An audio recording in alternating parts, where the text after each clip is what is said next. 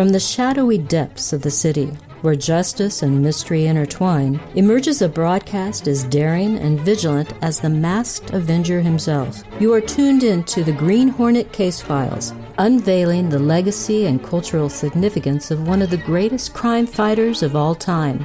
Now, let the adventure begin. Here are your hosts, Kory and Greg. Hang on, man. I gotta turn my radio down. You gotta turn your radio down, huh? Just a little bit. All right. We don't want any feedback. Nope. First time caller, long time listener. Thank you. That's right. Long time caller, first time listener. I haven't listened to the show. I have no idea what we're talking about at this point. That's the most American thing I've ever heard. I don't know what this is, but I'm mad about it. Yeah, there you go. Hey, everybody, it's Green Hornet Case Files. I am Greg. And I am not. I'm really glad of that. I know you are. Share my pillow with me, myself, and I. And I am Kory. He are Kory. Hey, welcome to the Green Hornet Case Files. I'm a little low energy today. My day job has been, and I know your day job has been kind of after you too, but I work at a local movie theater, and summertime is here. And I tell you what, we have been throwing popcorn all day long. Yeah, I can see that as the kids have to have something to do during the day, right? They do. And a lot of parents are coming out too. So there's a few decent films out, and I wished one of them was the Green Hornet, but the Green Hornet and Kato, I should say. Right. But it's not. It is not. It is not. You know, the last movie I went to see, I went and saw last week was 25 years old. So I tend to go to the movies when they show old stuff. That's great. What film? We went and saw the 25th anniversary edition of Dogma with Kevin Smith there. Yeah, the Kevin Smith. Yeah. Yeah, there was a cool, they had videoed a Q&A and put it up as a bonus feature at the end, and it looked great, and it hit on, and just sitting in a crowd of people just quoting it from beginning to end. It was pretty great. Got to take the boys. There you go. Everybody's talking about, I guess we're doing a midnight showing of 50th anniversary of Jaws. Wait, what? When's that? And, well, I don't know if it's an open to the public or if it's an internal kind of thing, but I'll let you know. You know that's my favorite movie. Yes.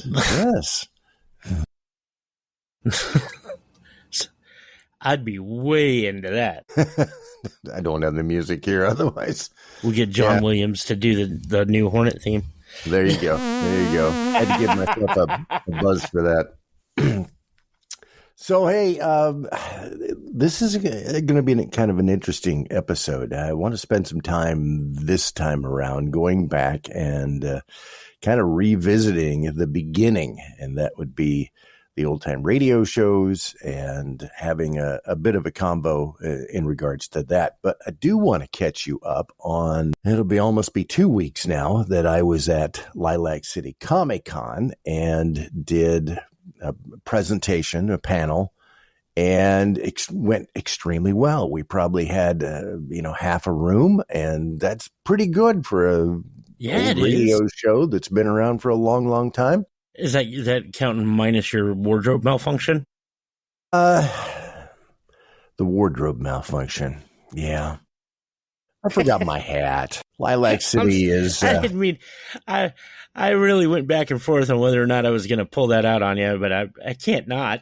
It's a 4-hour round trip, from where the con was, and I wasn't about to drive, 4-hour round trip. And I tell you what, it was an interesting thing. My wife hopped on the phone immediately and she started, dialing all the stores that she could find, and nobody had anything like it. And I said, look, I'm just going to go. And we're just going to say that, I lost it in a fight and Kato stepped on it. There you go. It worked. Everybody and I walked in. Here's the thing. I walked in and the first person I saw is like, hey, Green Hornet, nice. I'm like, I don't need a hat. Wow. That's awesome. It really was. Really was. So did you hit him with the Sting card? I did, actually. Yeah. Nice. And I carry these little cards with me that updates people, especially when I get somebody that goes, oh, look, it's the Green Lantern, or it's the Joker. Oh, no, it's the Riddler.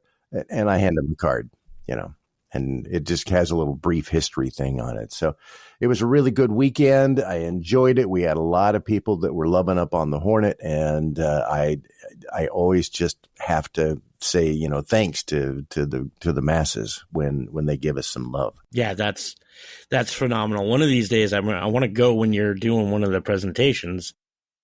Yeah, I think that'd be a lot of fun. There's one that will be local here soon. We'll talk about that coming up. Oh, yeah.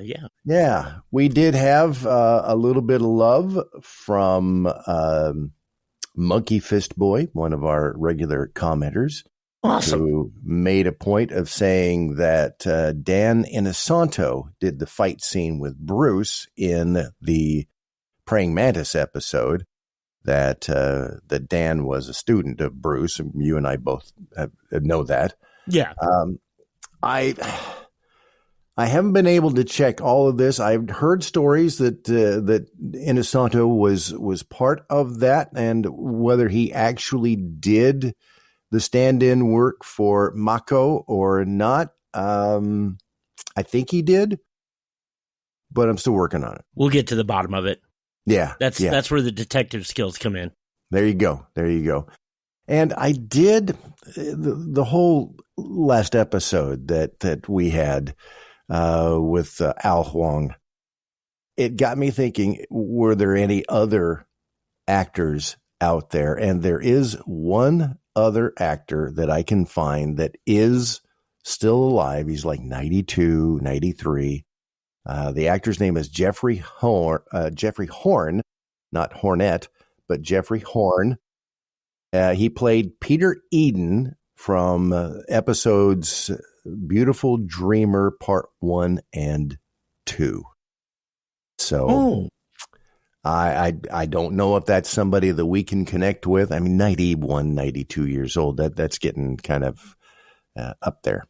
Yeah, he could be spry as all get out. We don't know. Could be. We just don't know. So we'll see. We'll see how. If anybody knows, podcast at greenhornet66.com. There you go. I knew you'd jump in on that. So I just now have been getting some email action in regards to something we're hoping to do here on the podcast. And I don't know how much we want to tease this. Well, I will tease it this way. We have talked about it, though, haven't we? That's what I was about to say. If you go back with a keen ear, we have discussed what we're discussing. But we're trying to find ways to make it so people can enjoy some different content. Yeah. In as much as we enjoyed bringing you the little film short that I was involved with, and the lovely comments that everybody managed to come up with, that we have something in that same vein that we want to share, and we're just working on that at the moment. Some real deep fan love. Yeah, real deep, real deep. So, and it doesn't have anything to do with today's topic. Well, yes and no. What is wrong with you, Martin? No, wait, you're Kory, aren't you? So much. Yeah. So, Kory and I are both radio guys. We've spent a lot of time behind a microphone. And in fact, my entire career basically has been spent behind a microphone, talking out, over the airwaves. And that's a lot of my love for the Hornet and old time radio. I already had it before, but one of the radio stations that I worked for, a local radio station here in the Pacific Northwest, every year we would do a special weekend. And we would pull out all of the stops of every old time radio show. And it was so much fun. So the funny thing is, and we've discussed this before, but not, I don't think on the air, but I used to look forward to that every year. Yeah. I grew up with older parents. I was familiar with radio shows. But my love of it came from those weekends. Yeah. And I would work, I had jobs with long hours. I did surveillance for casinos for a while. And every year that weekend was the best weekend because I could just pop on the radio shows and hear the Phantom and the Twilight Zone and all these other, great radio shows. Yeah. Yeah. It was an interesting time because it was an AM radio station, and obviously the AM station tended to be directed more at the more adult kind of audience. But we'd do Super Weekend like that, and we would bring out all the stops with Fibber, McGee, and Molly, and like you said, The Shadow, and you name it. We had access to a guy that was his sideline business was he would provide cassette tapes of all these old radio shows. And he had a massive number of duplicators in his home, and he would, be running off these from masters. And where he found all that stuff, I have no idea. But he would give us all of this stuff because we'd give him all the credit, for the weekend. Yeah. And what a wonderful archive that really and truly was. We just had barrels full of, tapes at the radio station and one of the shows that we would play every once in a while would be Green Hornet and Lone Ranger. And Lone Ranger. And you just have to appreciate that. But where I wanted to go with this week's show was because we're radio guys and we understand, the semantics of putting shows together and doing that. I wanted to just kind of bounce off of what it takes to put a show together. And you and I, in most of our iterations, always wound up doing shows that it was just you or I talking, and we'd play records, and then we'd talk and then play records, and then play some commercials. And then this was a time in the 30s that, and I talk about this during my presentation when I go out and I do this, besides the newspaper, radio was the way that you got news. It was the way that you were entertained. It was the way that you pulled the family together. Because I know you've seen pictures of these families that would sit around the radio. All their easy chairs and their couches were faced towards the radio, like ours are now with the television set. We're enjoying the Pappy O'Daniels Flower Hour. I am a man of constant sorrow. Thank you for knowing where I was going with that. And it was one of those special things where the family, everybody would have their favorites: the Lone Ranger, the Green Hornet, Fibber, McGee, and Molly, Dusty's Tavern, all those kind of things. And you start thinking, though, about what was happening on the other end of the microphone or the other end of the speaker and putting those shows together. Well, and it's funny, especially when it inspires you later. Like we're both fans of it, but it had not been in its heyday for either one of us. And I recall thinking of the logistics, like when it first occurred to me how wild these live broadcasts were, was Orson Welles with War of the Worlds. War of the Worlds, yeah. And the fact that he was running it as a news thing, and then, you've got live Foley and cast and crew, and it was a wild production. It was a play. It's exactly what it is. And it's I think that's kind of lost on people because we're so used to polished productions now.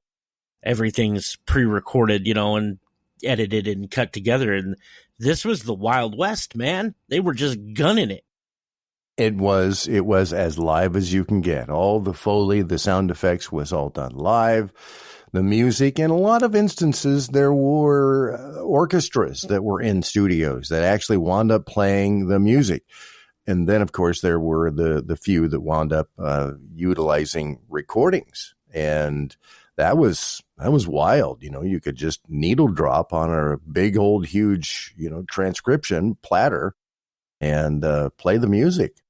Yeah. It's funny because you see those archival footage of like NBC studios that had there was just another sound booth with an 80-piece orchestra.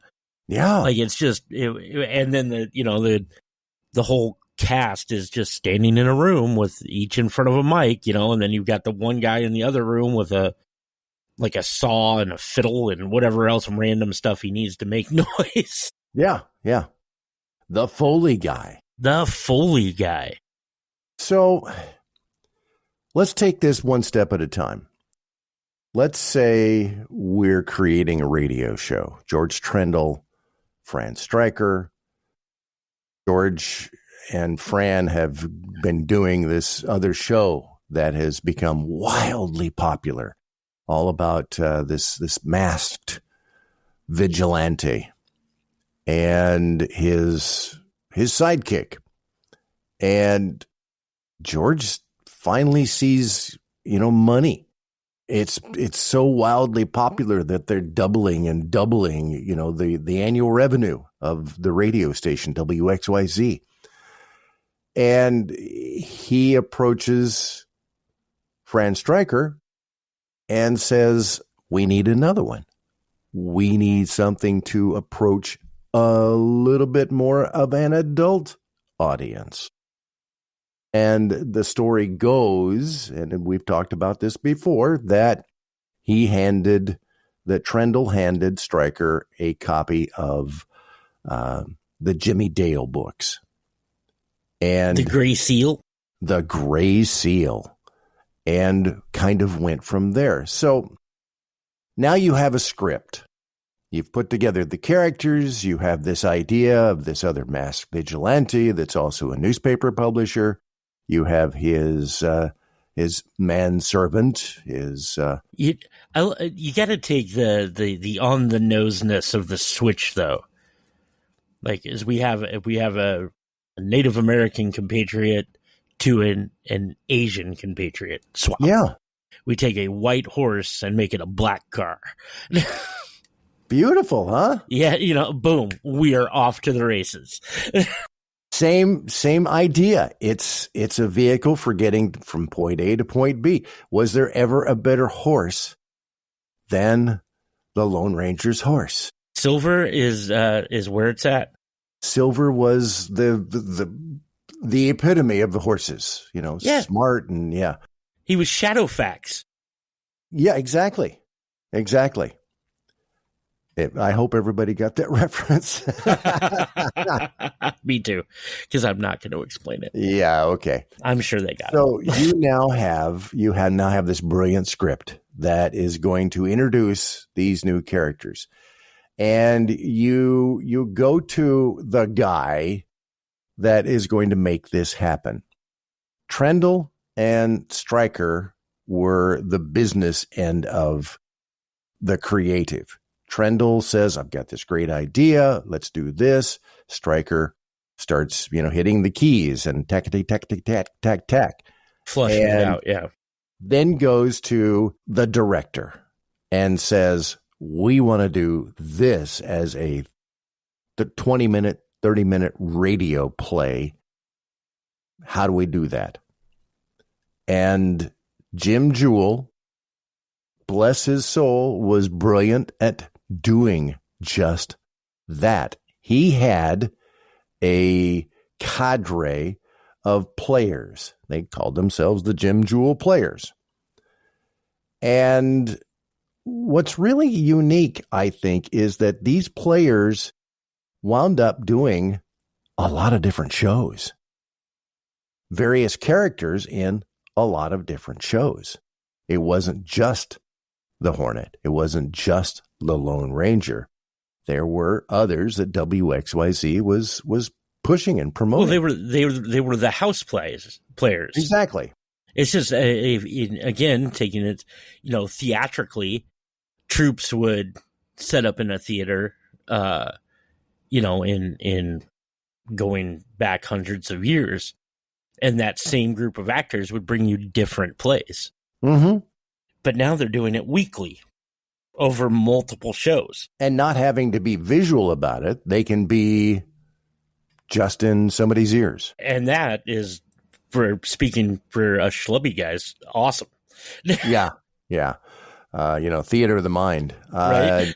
I'm still, I listen to audiobooks now when I'm out on my walks, and it's just like listening to old time radio shows. So now especially when you get the full cast productions. Yeah. And there's a couple of companies that are doing that, and they do it very, very well. So now Jim Jewel, the director, has the script. He then has to, and this is the parts that you don't really think about. You think he just hands scripts out to cast members and they say, go.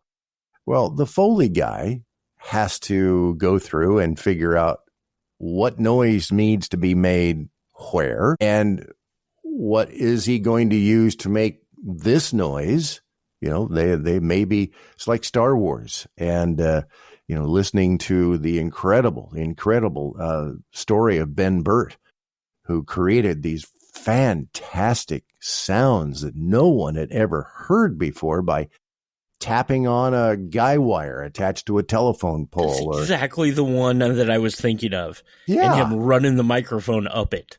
Yeah, as he hit exactly. it. Yeah. Exactly. So it's funny because that was an art that you trained in. A Foley guy was a hot commodity at the time. And I mean, it's still, I'm in the digital age, it's still a thing that has to be used. Like, people still have to create sound to use. But back in the day, if I'm digressing from your initial point, I apologize. But you got to think about the director. And obviously they rehearse all these things, to get their cues and get everything on point. But really, when the director has more in common, I would say, with a conductor during the broadcast itself. Yeah. Because you're trying to keep everybody on beat without vocalizing it. You can't say, no, do it again, faster. It has to be done, within the allotted time frame. Yeah. You got to make cuts on the fly if things are running long. Like, there's a lot of laying the track in front of the train. Oh, yeah, tons and tons. Well, the man that was tasked with doing the Foley was and it's funny that his first name is Fred. Fred Flowerday, because wasn't it Foley's first name was Fred? Yes. Fred Foley, I think. And he was the sound effects guy for both the Ranger and the Hornet. And to the point where over the years, he actually wound up moving on up to becoming an assistant director when they, brought other Foley guys in. And we still never figured out how he got that horse in the studio. There's a lot of hay someplace. There's a lot of hay. So now you have the script, you have the director, you have the Foley person, you have the cast. And not only do you have the cast, which is probably just the day players, now you have to find your voice. That person, Lone Ranger, Brace Beamer. And we come up with Al Hodge, who winds up being the voice of the Green Hornet. And that was a key component to whether or not the show would hit. Exactly. That narrator had to be the hook that got you initially, you know. Yeah. You get wrapped up in the story and you start following along, great. But that initial, it's so funny because you mentioned audiobooks. It's to this day, still the narrator can make or break. I just finished a book that was read predominantly by Stacy Keach. Could listen to it 30 million times in a row.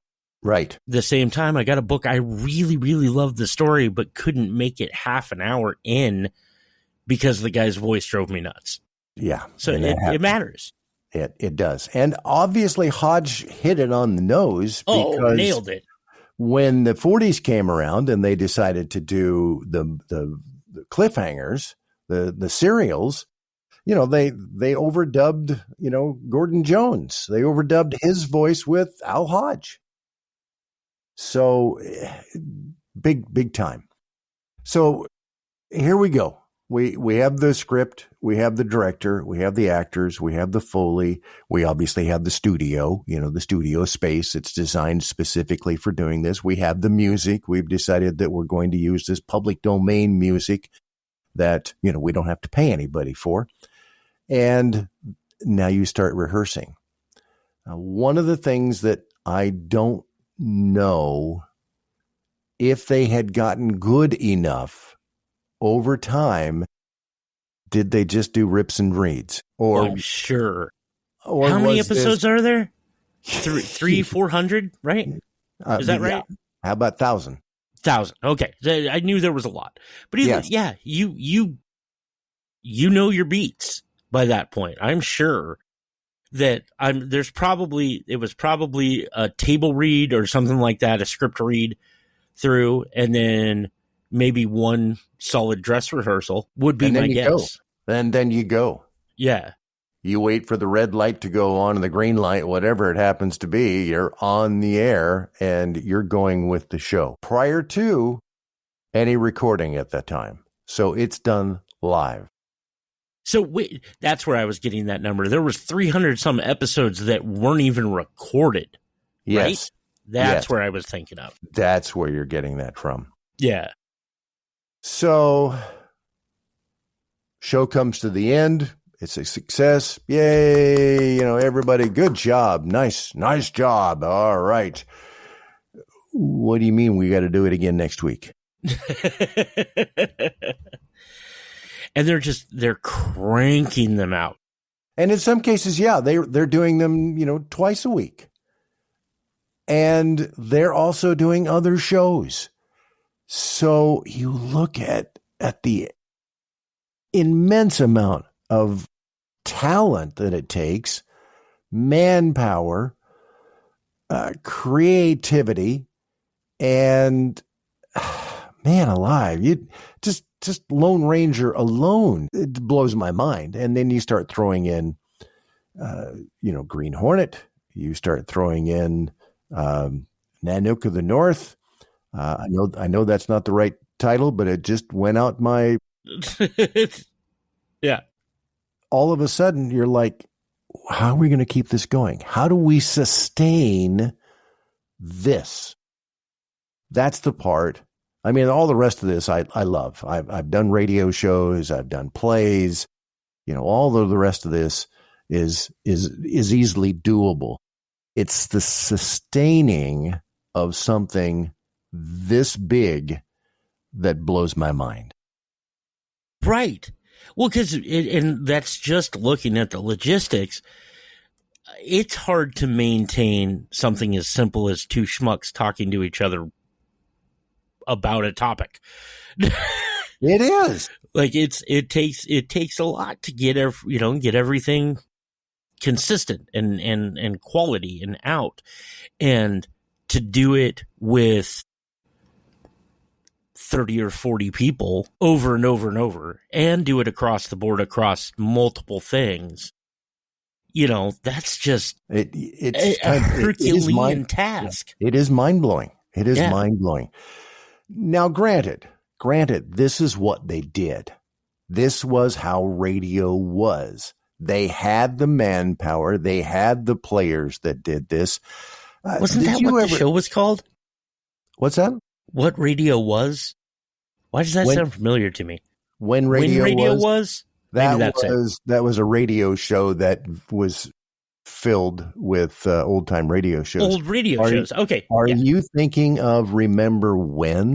Yes, I bet that's it. It was I think it was on PBS. Maybe it was on another channel. And it was Rupert Holmes that had the song Escape, the Pina Colada song. Yeah. Rupert Holmes wrote Remember When, which is all about old-time radio. And this, exactly what we're talking about, the cast of characters that did this on a weekly basis. And in some cases, they would do it on a daily basis because they were these little shorts. They would do a little 10, 15-minute short of a soap opera kind of a thing. Yeah. And it just... Well, isn't that how it was? I don't know if it was Days of Our Lives started, isn't it? Well, one of the big ones. Yeah, one of the big ones started as the sand slips through the hourglass. So these are the days of our lives. MacDonald Carey was that actor that did the voiceover. Old-time actor from back in the 30s and 40s. And I'm going to name drop. Is it okay if I name drop? Please. MacDonald Carey's daughter, Lynn Carey, is a jazz singer just that will blow your freaking socks off. And a good friend of mine. Lovely, lovely lady. And it's a long story I'll have to tell you sometime, but I won't do it tonight. Story for another day. So for another time, yeah. Yeah. Any rate, Mac, I believe, was one of those old radio guys. He started radio, I think, back in Nebraska, back in the 30s, 40s, whenever it was. So yeah, it kind of all ties together. It does. It absolutely does. And you can see the direct influence all the way down. Like, not just taking a property that has stood that test of time, from back then to now. But I mean, the influence of the production and how things are made still resonates. And you have to admire the talent of the fact that you can go back and listen to those and still enjoy them. Yeah. So much fun to dig into it and hear, one of the things that we learn in the radio business, especially as disc jockeys, is how to work a microphone. And it was one of the most important lessons that I ever learned. And I think that's a key to what happens with the old time radio shows, because you don't just stick a microphone up and in a lot of cases they misrepresent when they do these on television. They show them kind of standing around a microphone, but to work a microphone properly, you have to be able to move in and out on that microphone. If your voice is the guy's not going to pay you $10 to sing into his can. No, he will not. Don't know why I keep making those references. I am a man of constant. No, I did that one already, didn't I? So when you work a microphone, again, you get loud. Well, you come up on it to be soft. Yeah, you back and you go off. Back here to be loud. Exactly. We used to have this. Those were exaggerates, of course. Yeah, sorry. Not necessarily. We had this client that always wanted us to do lingerie ads for them, radio ads, and we would always get up really close on the microphone and just sort of kiss the edge of the microphone just a little bit, and we would talk about, oh, it's lovely satin with lace, and it's so comfortable. From personal experience. Yes. And I'm still wearing them today. That's what they paid you with. Exactly. So, but no, it's a good point, because you had to it matters, and it affects the story. In how you tell something is how you sell it, by moving around and creating different effects. It does. It does. Just like listening to your audiobook. And there are a lot of audiobook readers who just read from right here, and they never reach me because they don't come into the microphone or back away with the appropriate, gravitas or whatever it happens to be. There needs to be some sort of old time radio show streaming service. Well, there is on Sirius. Well, okay.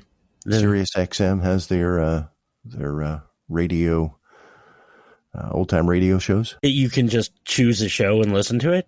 No, you have to listen to, they do them at the same times. They follow their schedule like old time radios. Okay. I want to just pick a show and listen to it. Well, we'll have to talk about that. I'm needy. Yeah, you're something, all right. So now we have this show. It's great. It's wonderful. And again, we talked about the fact that we have to do this repeatedly now on an ongoing basis because it's become very popular. Oh, another person that has gotten involved at this point now, since we have this thing that we're going to put out there to the world, is called the sales manager. And the sales manager at the radio station's job is to take this to not only advertisers to get money to now pay all of these people, but then to also entice other radio stations to pick up on your product.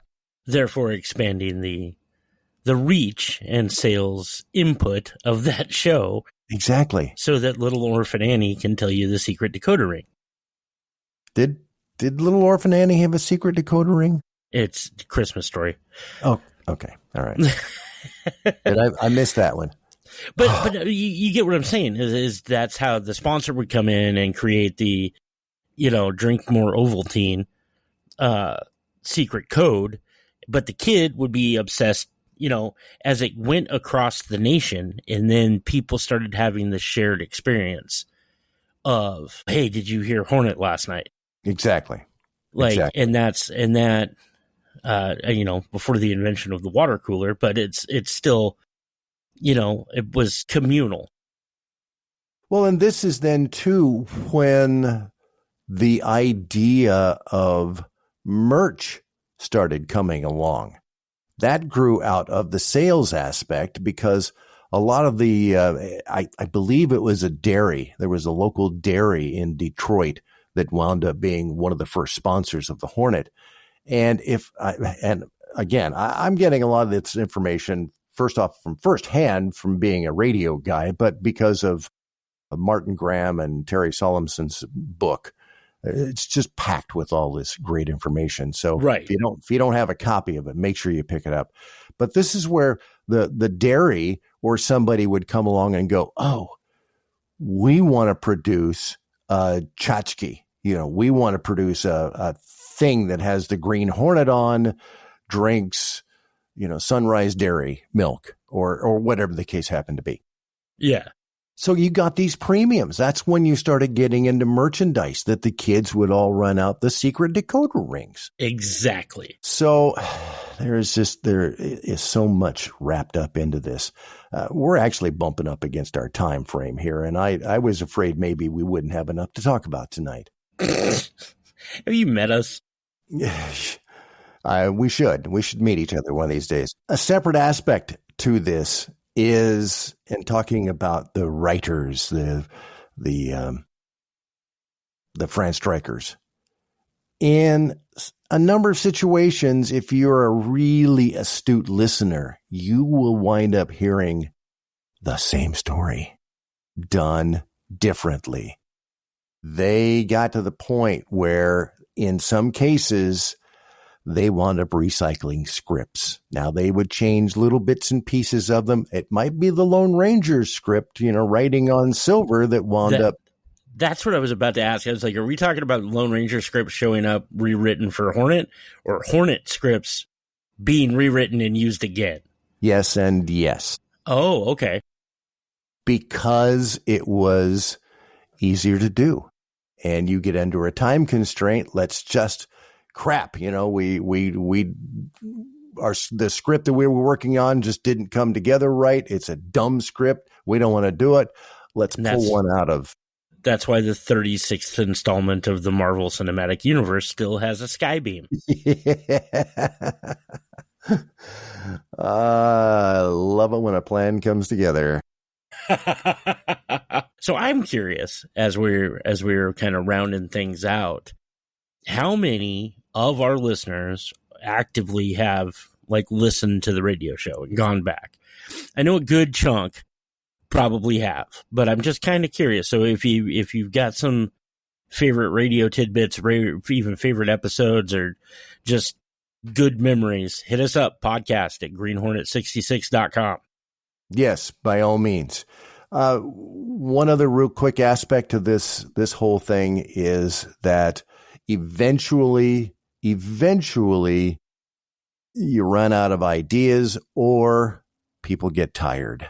And that's when the shows wind up falling off the map.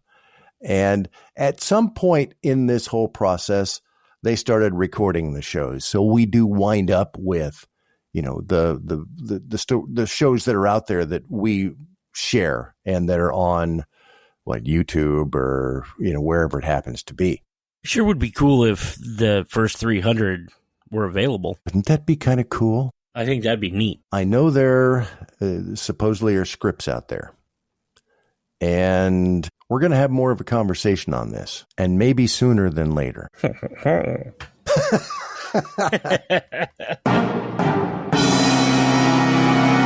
That's in a nutshell how the old radio shows wound up getting produced.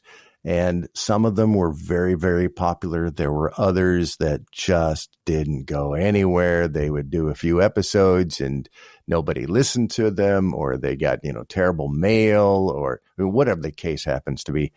And all of a sudden, it's gone forever. Right.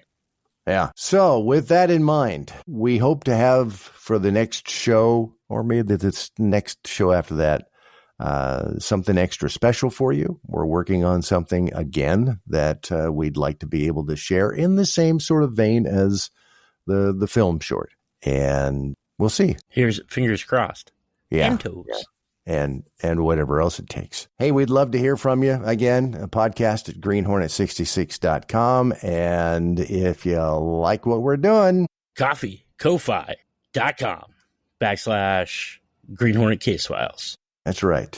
ko-fi.com. Coffee, Ko-fi, coffer, if you will. Oh, I didn't think about that one. That was pretty good. And if you haven't had a chance to listen to the Green Hornet on radio, get out there and see if you can find some episodes, because we would just love to hear what you have to say about that. Absolutely. I'm actually kind of hoping that this episode inspires some people to go out and check it out. There are a lot of them available on YouTube, and just put them on, man. Put them on while you're doing the dishes, sweeping the floor, whatever it is. It's great. We do every night when we're we finished watching the TV shows that we want to watch, and we usually have an hour or so before we head to bed. Usually about 9:00, we crank up an old radio show, and a lot of times it's a Hornet. So it's always a lot of fun. I think we are ready to roll. Let's roll. As the night envelops the city once more, our journey through the hidden alleys of history and valor comes to a close. You've been riding shotgun with the Green Hornet Case Files, where the echoes of the past meet the voices of the present. Tune in again for the next thrilling adventure, where shadows speak, secrets unfold, and the legacy of the Green Hornet continues to inspire. The Green Hornet Case Files is a Grail Productions podcast. The Green Hornet is owned exclusively by Green Hornet, Inc. Until next time, vigilant listeners, keep your wits sharp and your spirit unbreakable.